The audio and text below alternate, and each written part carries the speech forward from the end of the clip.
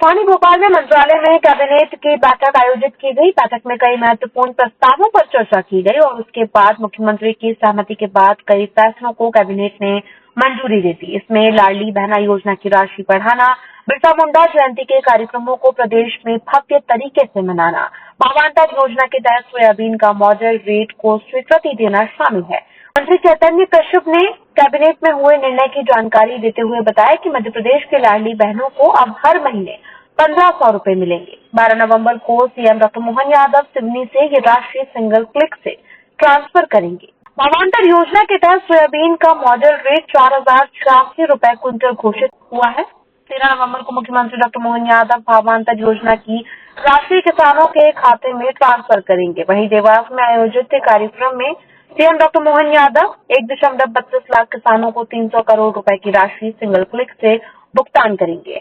15 नवंबर को भगवान बिरसा मुंडा जयंती पूरे प्रदेश में गरिमापूर्ण ढंग से मनाई जाएगी। जबलपुर और अलीराजपुर में होंगे राज्य स्तरीय मुख्य कार्यक्रम। पीएम मोदी जबलपुर के कार्यक्रम में लाइव जुड़ेंगे। सभी जिलों में जनजातीय प्रतिभाओं को सम्मानित करने के लिए जिला स्तरीय कार्यक्रम आयोजित किए जाएंगे। वहीं खंडवा जिले में नया सिविल न्यायालय स्थापित होगा। मंत्री ने बताया कि ओमकारेश्वर एकात्म धाम परियोजना की संशोधित लागत 2424 करोड़ रुपए स्वीकृत की गई है। में आज कैबिनेट की मीटिंग हुई और इसमें यह निश्चित किया गया कि 15 नवंबर को भगवान बिरसा मुंडा की जयंती को बड़े गौरवशालीपूर्ण तरीके से मनाया जाए एवं उसके लिए दो बड़े कार्यक्रम, एक जबलपुर में व एक अलीराजपुर में राज्य स्तरीय कार्यक्रम होंगे।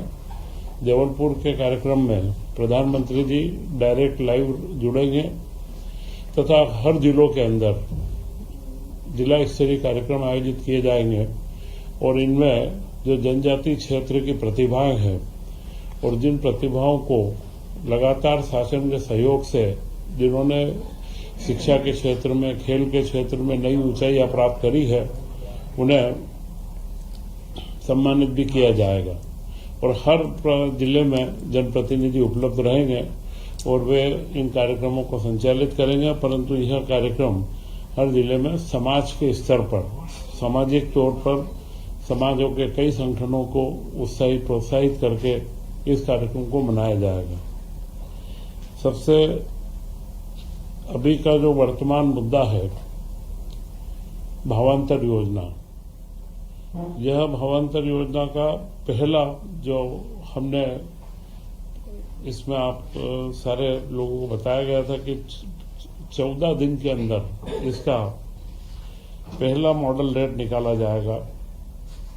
तो सोयाबीन के अंदर यह योजना मुझे लगता है कि देश के अंदर मध्य प्रदेश में ही सबसे सफल रूप से लागू हो पाई है, क्योंकि जो पहला भावांतर का रेट निकला है वह रेट 4036 रुपए का निकला था और उसके बाद अब प्रतिदिन हम भाव निकाल रहे हैं।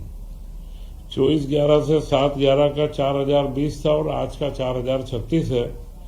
और मुझे आपको बताते हुए बड़ी प्रसन्नता है कि अगले 13 तारीख के दिन मुख्यमंत्री जी के द्वारा देवास से करीब 1,32,000 किसानों को 300 करोड़ का भुगतान, भावांतर का जो करीब 1300 रुपए के आसपास क्विंटल पर आएगा, यह भुगतान सीधे उनके बैंक खातों में किया जाएगा। 1,60,000 किसानों ने करीब 2,70,000 टन का सोयाबीन विक्रय करा है। अब जो प्रतिदिन रेट आएगा, रोज का रेट जारी होता जाएगा, मंडी को मालूम रहेगा और यह इतनी पारदर्शी योजना और इतने सफल तरीके से पूरी खरीदी का मॉडल, खरीदी से लेकर के किसानों को जो लाभ मिल रहा है, पूरे लाभ के साथ में मुझे लगता है मध्य प्रदेश ने इसमें भावांतर योजना में देश में एक अपनी बहुत ऊंचाइयां प्राप्त करी है। और इसका जो सिंगल क्लिक से जो भुगतान किया जाएगा, यह भी संभवतया इतना जल्दी, पूर्व में भी जो खेतों का नुकसान हुआ था, फसल का मुआवजा सारे जिलों के अंदर आकलन करके फसल के बाजार में आने से पहले ही उनको दे दिया गया है, तो यह मध्य प्रदेश सरकार की, हमारे मुख्यमंत्री डॉक्टर मोहन यादव जी की बहुत बड़ी उपलब्धि है। वर्तमान में बिजली के बिल की एक समाधान योजना भी चल रही है, जो 18% का सरचार्ज है। उस योजना में हमारा सभी किसानों से व घरेलू उपभोक्ताओं से अनुरोध भी है कि वे अपने बिलों को 30 दिसंबर तक करके और अपने बिलों में जो सरचार्ज और जो विसंगतियां उनको दूर करवा लें। इसी के साथ में आज मंत्रिपरिषद ने कई महत्वपूर्ण निर्णय और लिए हैं। उन निर्णय में सबसे पहला जो निर्णय था वह है मानधाता जिले के अंदर खंडवा में एक सिविल न्यायालय की स्थापना करना। खंडवा के अंदर यह जो 7 नवीन पदों का सृजन हुआ है और मानधाता क्षेत्र के अंदर ये पहला न्यायालय रहेगा, जिससे उस क्षेत्र के सभी नागरिकों को काफी उसका लाभ मिलने की संभावना है। इसी के साथ में ओकारेश्वर में जो एकात्म धाम परियोजना हमारी चल रही है, उसके टेंडर हमें प्राप्त हो चुके हैं, परंतु आचार्य शंकर संग्रहालय, अद्वैत लोक निर्माण और इसके साथ में जुड़ी हुई जो सारी प्रवृत्तियां हैं और इसी के साथ 108 फीट की शंकर की जो बड़ी धातु की प्रतिमा है वह भी बन करके तैयार होने पर आ चुकी है।